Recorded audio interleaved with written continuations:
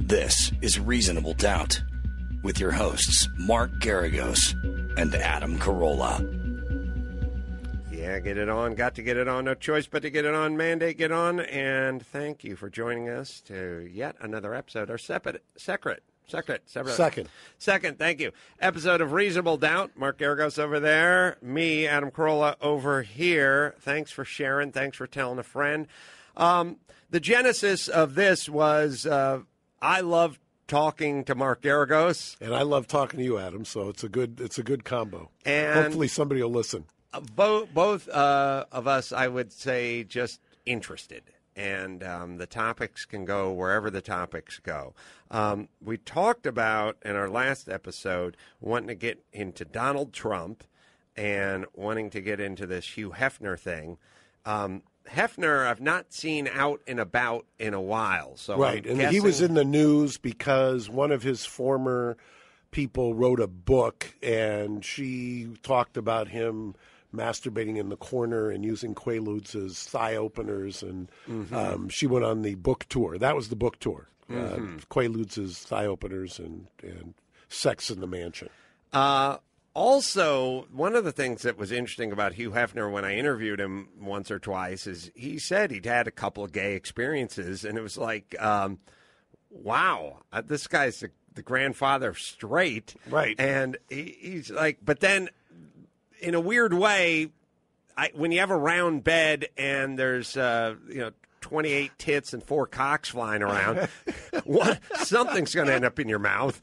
You know what I mean? It's he's equal opportunity experimenter. Yes, there's a certain point when I think you can have a couple of gay experiences and even be straighter than a straight guy just because you're into sex so voraciously. You've rounded the bend. That's right. Yes. So pun intended. Right. So the Hefner thing is there going to be a situation, or the DA looking at it? The Hefner thing they've looked at, and no, but the Cosby at the Hefner mansion is actively being investigated. Well, Cosby was a real fixture over there throughout the decades. Like, if you go back to the old school 70s Playboy, roller boogie parties and stuff on the tennis court. Really? Yeah. Oh, yeah. I can remember as a youth stealing Playboys from the family I was babysitting and whatever. Yeah, I used to have to get them at the dentist's office. And they would have – there's plenty of pictures of, like, Cosby. Of course, he's wearing tennis shorts and a sweater, but all the other chicks are wearing bikinis, and they got their roller skates on, and they're going around for the roller boogie party, and then God knows what happened that night. Well, Quaaludes were very popular in L.A. in the 70s and 80s, more the late 70s. Right. So Cosby and Gary, you can pull up a picture. Probably from inside a sort of summertime. Oh, you know what they used to have? Here's what it used to be. Was the Playboy Jazz Festival? No, well, that too. But they would have the Playmate Olympics. Really?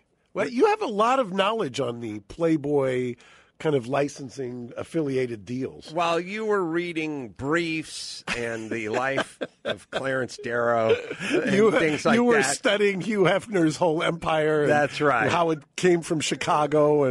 That's right. Right. They used to do like the Playboy Olympics, and it'd be like, was this at the mansion? Yeah, at the mansion, and it was like, no, it was at a Chuck E. Cheese. It was at Van Nuys. Of course it was at the mansion.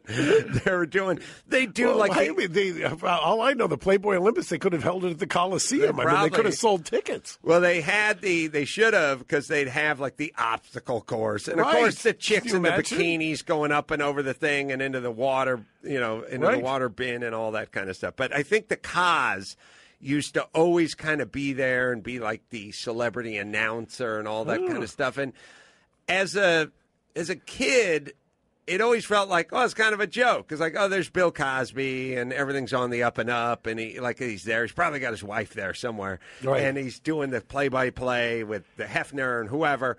And but as it turns out, there were more going on after hours. Pardon the pun. Apparently, if you believe the 48 women that are they up to 48 yeah, now? they're up to 48. What if Bill Cosby calls you tomorrow and says, "I want you to represent me"? Other than no, I tell him stay with Marty. He's got Marty Singer. Marty's a great lawyer. I admire him. The problem has been in this case. There's just been a lot of decisions that you can second guess. I mean, and what would be your global strategy for Cosby right now if you were in charge of him? I never would have let. I don't care what you had to do. You just never would have let that transcript that judge released out. I mean, that is just a disaster. All right, so that's rearview mirror business. Or exactly. Now going forward, you're taking over tomorrow. Yeah, going forward, got to make these things go away. You got to make them go away with checks. Yeah. So it's basically. I mean, he's 77 years old. What's he going to do with all the money? I mean, he's given a lot of it to Temple University and other places, but I mean, he should have made these things, or maybe he didn't want to, or maybe he couldn't. So it's not to second guess Marty, but you got to have made some of these things go away, because part of the problem with this is you've seen it. It's a snowball effect. Right. So you sit down with Bill. And first you compliment him on his bathrobe that looks like the Partridge Family school bus. And then the next thing out of your mouth is, good news and bad news. It turns out Temple and many other organizations don't want any of your money anymore. That's the bad news. The good news is we got a lot of cash freed up. that could be distributed to 48 different law firms around the country. Actually, Gloria's got about 16 of them, I think. So now, what is it? In your experience, when you go to, let's start with number 48, and you say, look, we don't want this to go to trial. This could be years. We'd like to give you some money. And she says, put your checkbook away. I'm interested in justice. How many of those folks are actually interested in justice, or what they're saying is put a couple more zeros behind whatever you're going to write in your checkbook? As I always say, and any judge will tell you who's a mediator, or any good mediator will tell you, if you want justice, the last place you're going to get it is in the halls of justice. I mean, it's all about money. That's what the civil justice system is. It's about money. I mean, hopefully you get corrective action and things like that. But at this point, he's 77. Other than the current LAPD investigation, I don't see jeopardy attaching or something like that. You got to get these people one by one and group by group and knock them off. What do you think the average price would be if you were just to guess per 48? Well, most of these people are beyond the statute of limitations. Mm-hmm. So they really have no case. If they want to litigate this, they're not going to get anywhere. So that's a problem. The only time you reinvigorate this is when he comes out and he or a rep calls them a liar, and then you get into a defamation suit where they sue him. Right. But, would it be worth $50 to $100,000 a piece to pay off 25 or 28 of these? And is that a strategy that's been used in other cases a zillion times? Yes. Is it merely 50 or 100 grand? Nuisance values, anywhere from 50 to 150 grand in something like this where you've got a crisis surrounding him, which is what he's got. I mean, he's got a global brand that's taken a beating. I can't think of a reversal of fortune of somebody to go from so beloved to so vilified so quickly. Joe Paterno. But except Joe was kind of in death, or posthumously he kind of has made a comeback. Well, yeah. It's bizarre. Yeah, which is great news for his ghost. Right. And Penn State, Nittany Lion fans. Yeah, no, it's true. Not who's had. Well, I mean, Joe had the respect as a coach, which is a sort of father figure, but Bill was literally the nation's father. Right. He's literally the father figure. That's what figure. that judge said. I mean, when you take the mantle of the public scold and the paternalistic moralizer, the interesting thing about Cosby, though, is there is a great wellspring of support generally in the African American community when there's an attack, and that has not happened in this case. Right, it has not happened at all. And I think I heard somebody saying last week that they thought it was in America, the hypocrisy factor. When you say one thing, when you're lecturing, young black men to pull their pants up, while at the same time later you find out he's telling, young women to pull their pants down. It's not a good look. Right. Yeah. There is a thing. It is strange, but we as human beings react to hypocrisy much more violently almost than we do to anything else. Right. If we find out that a preacher was talking about fire and brimstone for a man who lays down with another man, and then it turns out he had himself a little tryst at the airport, we go nuts on that guy. We go freaking crazy. But versus the guy. Look at Jared, the Subway spokesman. It now looks like. Where was are people completely out of their heads that the head of his foundation is sitting in custody for child porn, and they searched his house yesterday, and that's generally the most vile accusation you can make about anybody. And the level of reprehensibility almost pales in comparison to Cosby and this kind of him breaking the hypocrisy. Yeah, it is. It's weird because if you take the action, which is either moral or, for instance, gay sex, who cares? Right. It's gay sex. The action itself, I'm gay. This is my partner. We've been together for 14 years. We run a candle shop on the West Side. Who cares? Everyone goes, fine. Welcome to the party. Right. But now if you're the preacher who's preaching against homosexuality and then at some point gets caught with the gay prostitute, we go berserk on you. But it's weird because it's still just you sucking off another dude. Right. Dennis Hastert is a perfect example. Guy used to be Speaker of the House, was there, I think, the longest-running Republican Speaker of the House, voted against kind of every gay rights initiative, everything else, and then it turns out the guy goes out to become a lobbyist, and he's withdrawing millions of dollars in cash, lying to the FBI about it, if you believe their indictment, all to cover up that he was fondling some guy when he was the coach. Actually, we don't even know that it's the guy, but somebody who was going to reveal that he was having a homosexual relationship 20 or 30 years ago. It's stunning. So hypocrisy, it's an interesting thing. I wonder if hypocrisy is as strong an emotion in other cultures. Like I don't think that it is. Well, shame is uniquely is American. Yeah, shame is. Shame is, but I don't think hypocrisy. Because I'm trying to think. The thing about and look, who the fuck knows what's going on with hypocrisy in Greece and Africa and where Western Europe, or the Balkan Islands. But the point is. It is this thing where it's a little counterintuitive. I get it. I get why people are outraged, but it's a little counterintuitive because we've agreed that homosexual relationships are fine with us. Correct. We've agreed that young black teenage males would stand a better chance if they pulled their pants up and tightened their belt a little bit and stayed in school and spoke a closer version to the Queen's English. Like, I do believe most sort of sensible people, the same people who would be all right with the homosexual encounters, would be all right with saying, yeah, I think it would probably help some of those kids over in Ferguson if you pulled your pants up and studied the Oxford Dictionary just a little bit.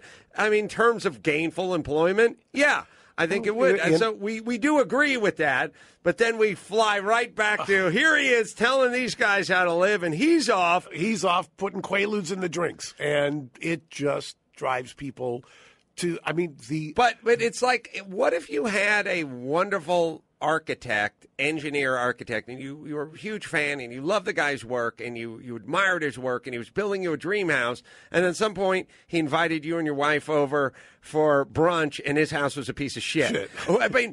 wouldn't you still be able to separate the two and go, well, he's doing a pretty nice job over at my place, and if he wants to live in this piece of shit with a horrible floor plan that he laid out, that'll be his business. I like what he's doing for me. I mean, it colors it a little bit, but do we need to fire him as an architect? Clearly, as a society, we do. We just cannot tolerate hypocrisy. It just is impossible. I mean, it's virtually. I think. Can you name somebody who survived and been redeemed with that? I will say that. Sometimes in death, like Joe Pa, and sometimes in a weird way as sort of a Michael Jackson thing. Because in a weird way, the Michael Jackson is in sort of the ultimate hypocrisy, which is I love all the world's children. You know what I mean? And, well, maybe you do, or at least you're trying one at a time.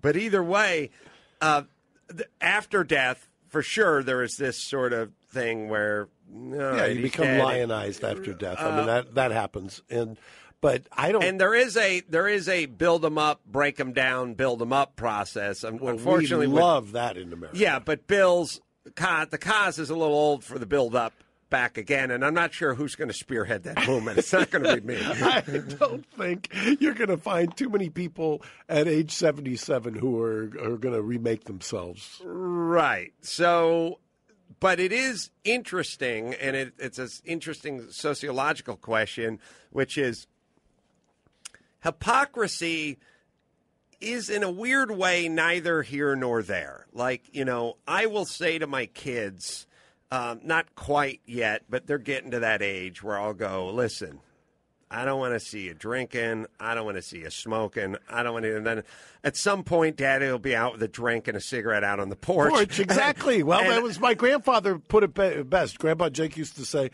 just do as I say, not as I do. Right. And he understood it. And so, yes, I am a hypocrite. Mm-hmm. But I think I'm technically right in hoping for a future that is not my children drowning in a dunk tank of Crevassier with nicotine floating, cigarette butts floating in it, right? Or inhaling cigars. Right. I hope that's what I would look forward to for my children. And yes, whether it's, we do it with food. We do, I tell the kids, easy with the TV, and then I go in and watch 9 hours of Sports Center. You think it's worse? Who's getting the... Because there's a first cousin of the hypocrisy thing, which is Trump, which I keep wanting to talk about. Oh, yeah, we'll talk about Trump. Which is, here you've got the guy who comes out and says something about immigration. Now, mind you, the Republican base, and he shot up in the polls because that is a serious issue. And then out of nowhere, you get this shooting on the pier in San Francisco where... it's a person who was deported 5 times, but San Francisco, as a sanctuary city, did not turn this guy over.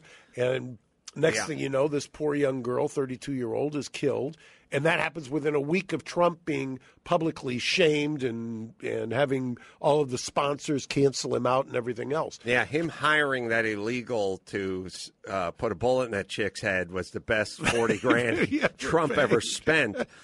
But no, it's well, first off, it's so sad because it's so sad the way we're wired because somebody tweets me, they send me a clip of O'Reilly just sort of going off on Gavin Newsom and Clinton and the sanctuary in the state and all that kind of stuff. And I want to talk about that stuff where the feds say, hey, this ain't going to happen. And the state goes, yeah, it is. And just how that works and how also it's a kind of a two-way street. Like sometimes they'll do it the other way where the feds will say, no to gay marriage, and the city will go, yes to gay marriage, or no to pot, and the city will go, yeah, the state will go, yes to pot. Which is what is so amazing about this argument. I mean, from a political standpoint, you're talking about states' rights and municipalities' rights and get big government off my back, yet at the same time, when it's not a policy you endorse, then you want the federal government to come in. So, right.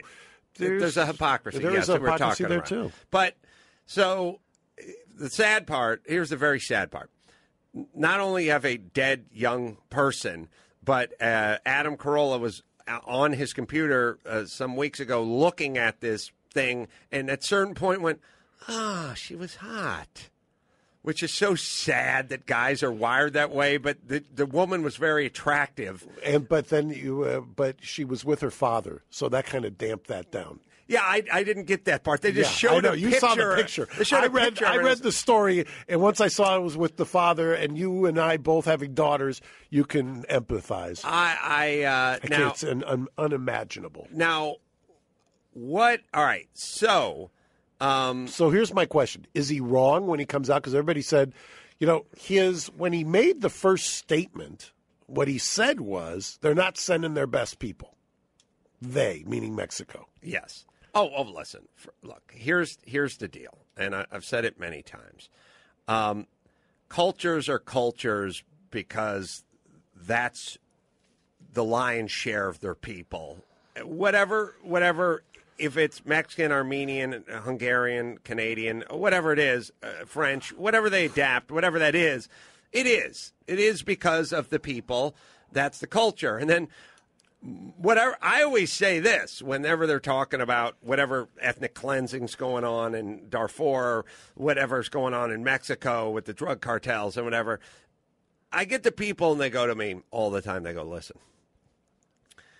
It's not the people. The people are hardworking. They're family-oriented. They're God-fearing.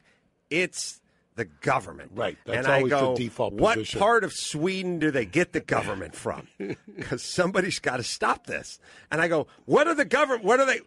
What is the nationality of the government? And they go, well, they're Mexican. And I go, all right, well, then that factors in because this is part of an overall, there's sort of a cultural thing.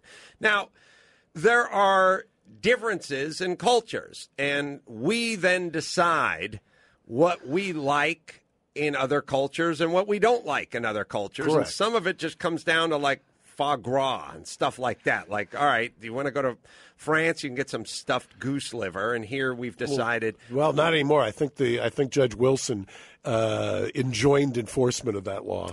Yeah, here we can't get it because we've decided that this is not something that we abide by, the force feeding of geese. Yeah, but you can fly to New York and get it. Yeah. Okay. So the point is, and, we don't eat whale, but in Japan, maybe they do eat whale. And they pay extra. They pay extra, and right. They can eat some whale over there, but we've just decided that we don't like this. And I think this country has some things that we share with Mexico that we do like. And then some of the other stuff we don't like. Well, part of the problem we've got with Mexico, I mean, the dirty little secret that nobody ever wants to talk about, you've got it's become a complete narco state. I mean, right. there are parts of Mexico that are not that much different than what's going on in Iraq. I mean, right. With the armed insurgents you've got ISIS there. Well, you've got cartels to the south of us. Yeah, well, I would argue, and I've said it so much in, I think in 50 Years We'll All Be Chicks, but maybe it was another book. Look, if you study the United States and Mexico and you just do it from a Google satellite, whatever, it's a random arbitrary stripe in the desert along the coast of the Baja Peninsula. It's just a stripe. There's nothing in the groundwater there. There's no magic juice in the ground aquifers we have here. It's just a stripe in the desert. It didn't even exist 150 years ago. Right. So on one side of it, they have set up shop a certain way. And on the other side, our side, we've set up shop in a different way. And for whatever reasons, somebody's decided that people are trying to get across the stripe onto our side. Right, because they like it better. Right. Now, in terms of Trump and whomever, if in enough of whatever it is, either it's a culture or it can be a species, if you introduce a species and enough collect and enough set up, it will be business as usual. Right. So my plan would be to thin the amount of people that come over, and then who is over and is who here try to indoctrinate learning the language, being educated, and so on and so forth. I'm only 2 generations removed from all 4 grandparents coming over, so everybody. Not everybody, virtually but everybody you meet can trace their immigration to this country. I said on my podcast a few weeks ago, my wife's Lynette, both parents born in Italy, number one. So our kids aren't very far removed from Italy. But speaking of Italy, Mario Andretti called in and was talking to him about the Paul Newman documentary and all which that. was spectacular, by the way. Oh, thank you, man. Appreciate that. I was talking about a bunch of stuff. And, he said he came here from Italy at 15.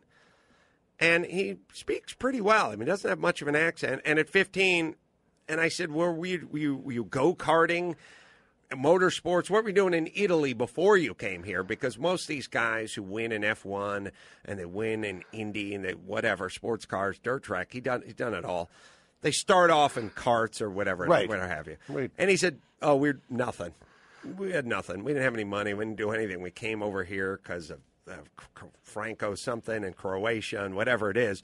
But we fled, basically, and we got here. And I said, you got here at 15. He said, yep.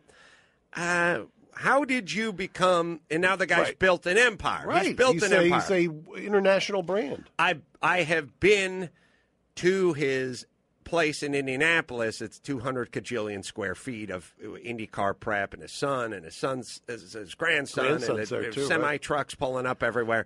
And he said the first thing I wanted to do was learn the language. I had to learn the language. I gave myself some insane amount, like 4 months, to learn the language kind of thing. And I thought, could you imagine if Mario Andretti did not learn the language? He just got himself sort of steeped in an Italian-American community. They spoke in their native tongue. He got a job over at the butcher shop. The butcher was Italian. They spoke in Italian, and just Italian folks came in and ordered cold cuts all the time. Like, where would Mario Andretti be today? More importantly, where would Michael Andretti, his kid and Marco, his grandson? Exactly. Not running an Indy team.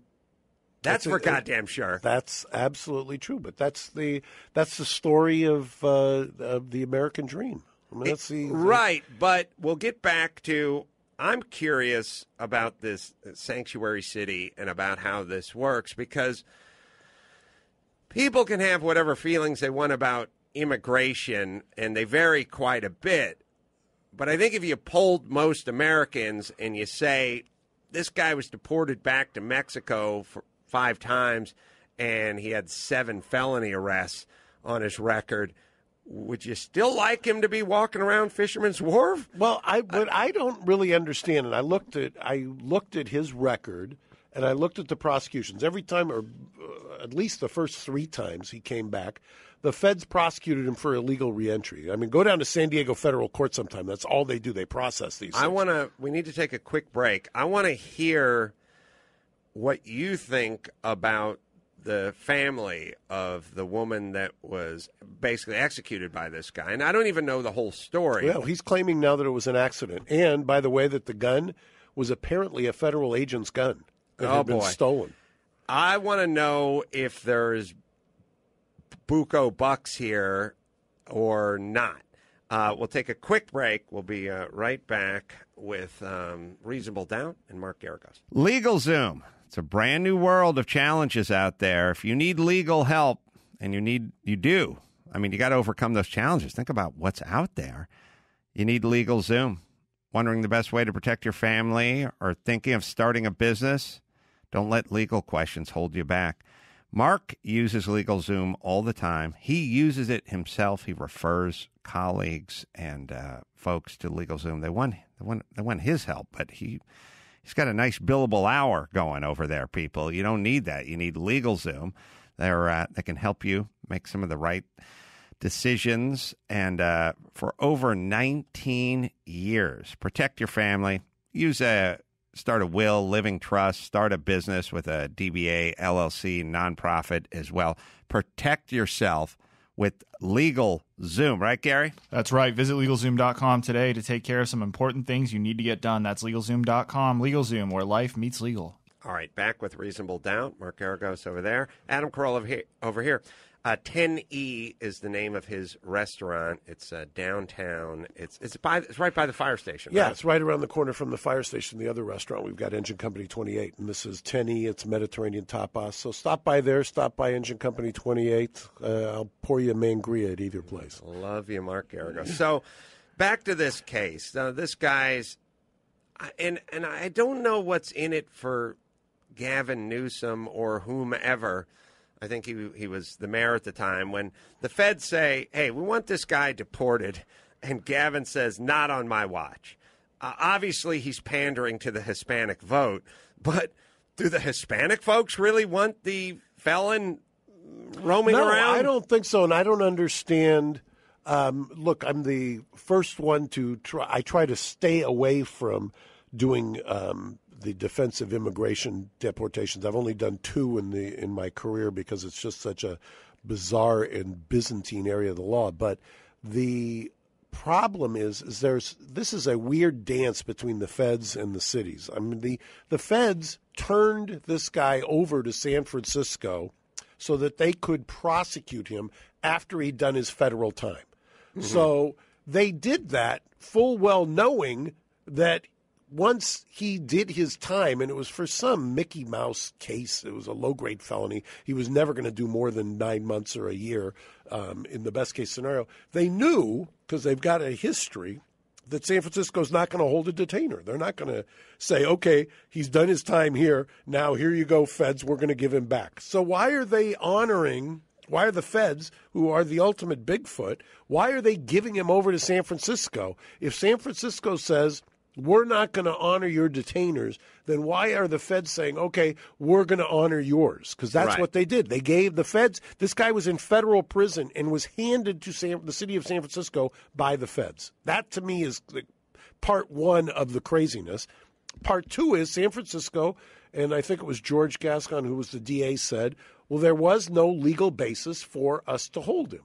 Well, maybe, but once again, the feds know that if they turn him over to San Francisco, once he's done his time, they're just going to turn him out. He's going to go straight out of their county jail. Why didn't they file another unlawful reentry, issue a warrant, and then they would have had to turn him back over to the feds? Right. So it's almost like everybody's just pointing their finger at everybody else. It makes little or no sense to me. Why is it that, and again, I'm confused. I'm just because of my lack of education and my being an atheist and everything like that. I'm sort of like, we have laws for immigration, and they work not just for Mexico, but they're the same for Canadians. And we have borders, and some of it is safety, and some of it is commerce, and some of it is backyard fruit. But we have a border with other countries, like other countries have, like Mexico has, with their neighboring countries, and then they have some rules. And part of those rules are, we need to know who's coming in. We'd like to know what your business is. Are you a student? Do you have a work visa? And then we'd like to know when you're going back, or what it is you're doing here. And I'm not sure why that's become such a lightning rod. I know, because it's always, I don't know. I think that it always becomes kind of a caricature, you know. I mean, when you hear, that's what, we're going to build a wall and we're going to make Mexico pay for it. Really? That's going to happen? We're going to build, I mean, I guess it would create some jobs, but was Mexico going to write a check? What are they going to do? Sell more cocaine to the U.S. so that they can help pay for the wall they're going to build, so the guys who want to flee from the narco state don't come in? So, I mean, the whole thing is so... Well, so if you're the family of the woman who was shot by the illegal, 5 times deported or 7 times felon arrest or whatever it was, who are you going after? And are there some deep pockets somewhere? It's a very tough. That's a very tough case, because what are you going to say? The city lawfully had a policy. The city officials were following the policy. Oh, 7 times deported and a 5-time something. It was 5-time reentry, or was it 7 times convicted? Either way, I mean, can you go? I mean, Can you go right after Gavin Newsom? You could. He's gonna claim immunities, and probably would. You probably would not get anywhere. Would be my prognostication if you for that. just picked out this guy and went after but could you guy. sue the city for failing to comply with federal law and get some headway there? You may be able to. You might be able to sue the city of San Francisco. You'd file your 910 action, and then you'd file your lawsuit, and you'd say they didn't follow federal law. The little kind of added bonus is there's a stolen gun that this guy's got, and it's a federal agent. And how did that gun get away from the federal agent? And why did the federal agent leave the gun in his car so that somebody could break into the car? And, right. Well, there's so many questions that are unanswered, but you've always got a tough time when you're suing the government. It seems they tend to side with themselves. Yeah. Well, he's been deported 5 times and has 7 felony convictions. That's our latest number. But the thing that's curious to me is that people say, look, most of these people are hardworking, family-oriented, whatever, and we're going to penalize them for whatever. And my feeling is why, Mark, do we need to take everything and why can't we deal with everything in a case-by-case basis, which is like they say, like, all right, the death penalty. Well, they go, look, we can't have the death penalty. Well, why not? Well, the poor black guy gets pointed out by the old woman with the cataracts as being the guy who shot the clerk behind the counter at the 7-Eleven. She's 88 years old. Her father was in the Klan. Her grandfather drove the car from Dukes of Hazzard. And on her testimony, we're taking this 19-year-old black male, single mom, 17 brothers and sisters, and we're strapping him into an electric chair without proper representation, blah, blah, blah. Right, with a lawyer who made $50. Right. I get it. But on the other hand, then you got we have the Boston Marathon bomber, and you say to yourself, you know what? If there's ever a case for it, and we have a security camera footage of this guy going into the dormitory where the nurses were sleeping and stabbing everyone with a machete, and then we have a retinal scan and DNA all over the place. So can we just go ahead and kill this guy, and the black guy can just go down and shoot some hoop over at the federal penitentiary? The problem is it's just been the case-by-case basis would be great if the law wasn't always built on these grand pronouncements. You always have to have a grand pronouncement. So that's the problem. I mean, I bash my head against the wall saying that about things. Why is there some policy, for instance? Why is the DA's office say, before they change their policy, all 3 strikes cases, 25 years to life, even if it was a guy stealing pizza? I mean, that's enough to make you crazy. Well, back to our first episode, no taxiing in an airplane if the overhead container's door's open, but if there's nothing in it, then proceed. Right. Why can't we have but if we have surveillance footage of him killing the nuns, then we can go ahead and kill that guy? There's, this could be, as crazy as it sounds, a product of kind of this lowering the bar of the educational system in this country, dumbing it down that you've got to have rules, and the rules have got to, we're a nation of laws, not men,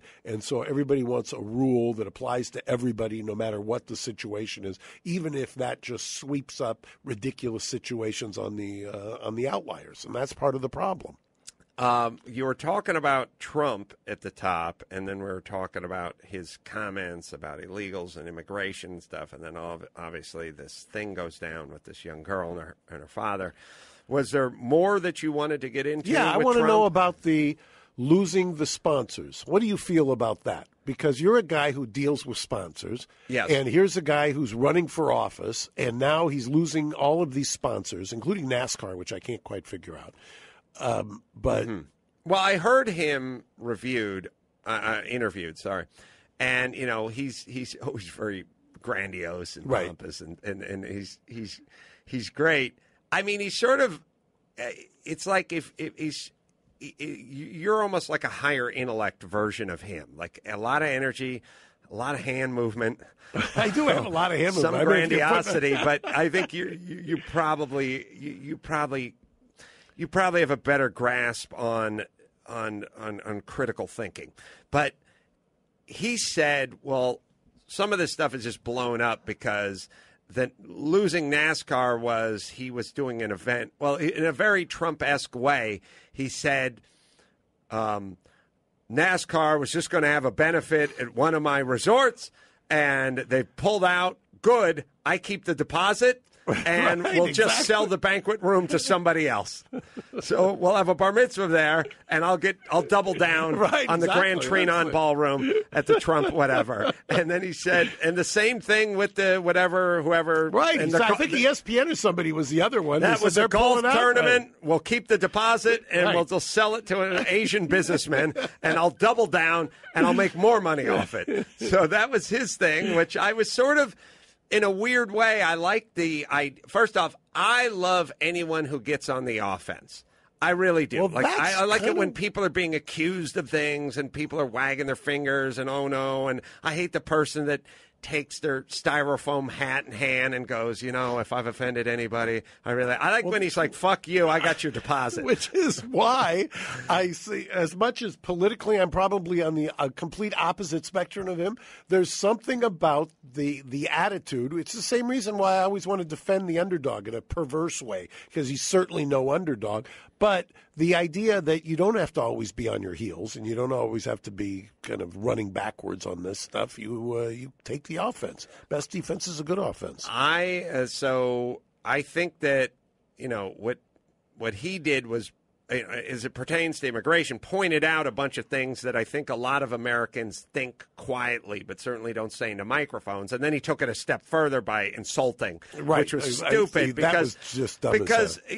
What you do is when you have a couple of points and, and those points may have some validity to them, but then you end it with, and everyone in Mexico is a douchebag, then you've now erased your right. Some valid points. Nobody remembers anything that happened before your whole thesis gets kind of thrown out. Right. So you should start with everyone in Mexico as a douchebag and then make your valid, and then you can valid move points. From there. But right. the problem is the irony of this is, and I think what freaks out Republicans is that he's surging in the polls as a result of this. Well, my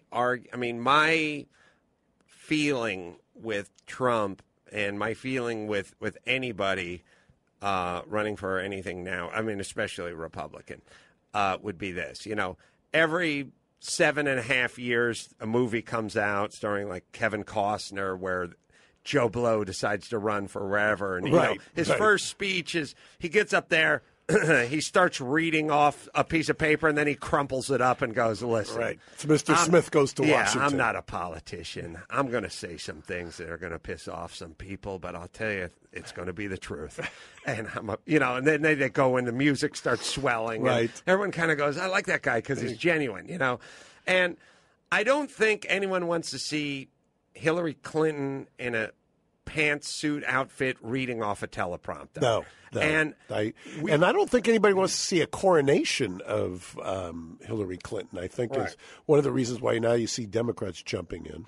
Well, we're at the point, I try to look at things sort of globally. Like reality TV barely existed 12 years ago, and now it's half of the programming, and YouTube and all this stuff. Like, we went real. You see, when we started, it was Busby Berkeley and the Follies and Mammy and a bunch of makeup. And, in movies, when you'd watch a movie from the 40s, it didn't even seem like a conversation. We're like, listen, you mugs, get in here. You understand? I'm 20 years to do. Now, I'm going to tell you what. And we're going to do it my way. You understand? You see? My way or my way or the highway. You understand, boss? Okay. And it was like, it doesn't even seem like acting because it wasn't. It was a caricature almost. Right. And it was a form of acting that we understood was acting. And then at a certain point, here comes Marlon Brando, or we're watching Taxi Driver or something, and we're going into a whole new reality realm. Well, TV, which used to be, I mean, my God, when you watch these sitcoms from the 80s and stuff, it's like, oh, everyone's made up. You know, they come down in the morning and they're full makeup and hair. Right. Ooh, had a rough night last night. Like, really? You don't look like it. You look glammed out more than I've ever seen like you. You're sitting with a stylist for 2 hours. But all right. But now we smash cut to Vice. You know what I mean? Mm-hmm. We went gritty. We went real. We went the truth. We went all the zits and warts and the back, you know, we want to see it. We want Chris Christie. Right. We want to see it, you know. We want reality TV. And if one of the politicians, especially one from a Republican camp who had a bunch of what I like to call F me money, which is F you money is good, but F me money where I can throw away $30 million. I don't give a shit. I don't give a shit. That's what I mean. I mean, they go. That's why people keep saying it's a joke. It's a joke. I think he's got no legs or this or that, or it's going to be like the last time around in 2012 where every week, you know, there was Herman Cain for a week. There was Michelle Bachmann for a week. There was I'm not so sure. I think when you've got F me money, that gives you the ability to withstand this kind of stuff. Yes, they should. He should. F me money sounds like the greatest personal injury attorney that ever born.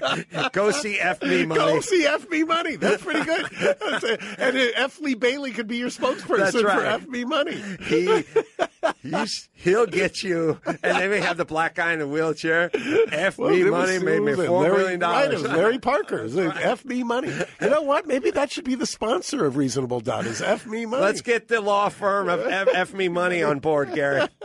So and we'll have they can sponsor Pick a Plaintiff every week. I would say this. I would say that my theory in life is if you're in the middle of Chinatown and every single place is some dim sum place and they're all trying to beat each other, who makes the best pot stickers or whatever it is. Dim sum or hard dim sum, right. You open yourself a taco joint right in the middle of it. And I think you do gangbuster business. As long as the tacos are good, you go, I'm not going to try to beat these people at their game. I'm going totally off the reservation here. And comes back to what we were saying before episode number 1 about you have to think a little bit outside the box. And I think you're right. I think what Trump does is don't try to walk back a lot of this stuff and then join the rest of the dim sum places in Chinatown.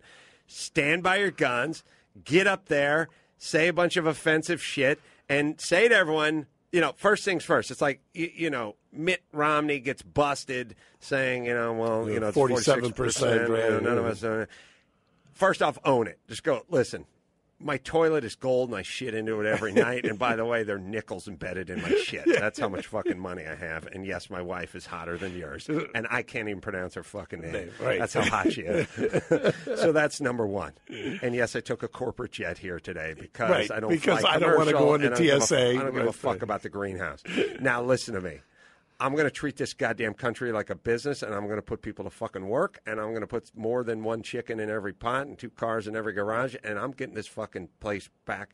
Now, if you want to go with the guys with the relationship of convenience who are going to read the teleprompter and promise they're going to do a lot for you and do shit for you, well, by all means, do it. The last guy we had, 8 years of hope and change. I don't know how that's worked out for all you folks out there. I don't know how much hope you have or how much change you have in your pocket. But either way, if you want to try something, and I'm a guy who loves this country, and I just think we should be number 1. And look, if you're offended by the statement of I want this country to be number 1 again, go fuck yourself. Look at the history of presidential elections, too.